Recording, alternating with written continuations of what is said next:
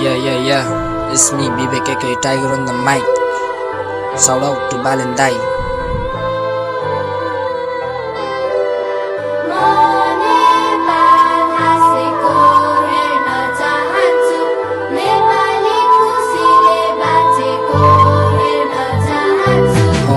देशको हाल एकदम बिग्रिँदै गएको छ।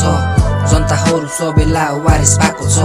झुटो हुँदै होइन यो कुरा साँचो छ कि देशको जनतालाई बालेनको खाँचो छ।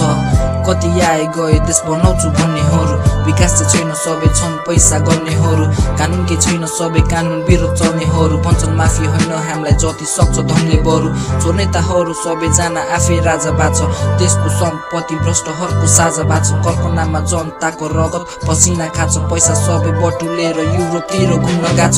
बेचेर खाइसके काला पानीले पुलेक्ने भ्रष्ट नेता छोड्ने सोझा जनताको गल्ती चाहिँ देख्ने। यही देशलाई ठगेर अझ यही देशको माटोमा टेक्ने। बाँकी रहनुहुन्न त्यस्तो भ्रष्टाचारी नेता एक्नी।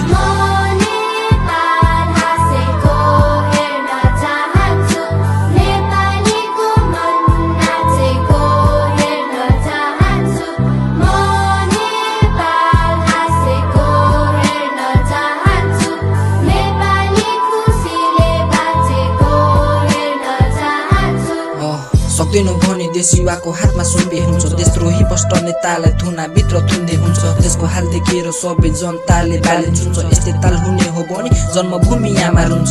वीर गोर्खा भन्ने चिन्ने देश अहिले पछि पर्दैछ। करोडौं नेपालीको आँखाबाट आँसु झर्दैछ। कोक्रो बनाइसक्यो सबै बस्नलाई सानो घर छैन। देश डुब्न लागिसक्यो जिन्दगीको बर छैन। सायद त्यसको कथा इतिहासमै सीमित हुने हो कि जनता सबै न्याय र विकासको निम्ति रुने हो कि देशको झण्डा फरफराउँदै निलो आकाश छुने हो कि भ्रष्टलाई साइड लगाई अब युवा नेता चुन्ने हो कि हाम्रो देशको सानो वीरता फेरि फिर्ता ल्याउनु छ। एकजुट बनी अघि बढी सबैलाई देखाउनु छ। नयाँ नेपालको इतिहासमा नयाँ कथा लेखाउनु छ। गदाईलाई देश चलाउन छोडेर कति पछुताउनु र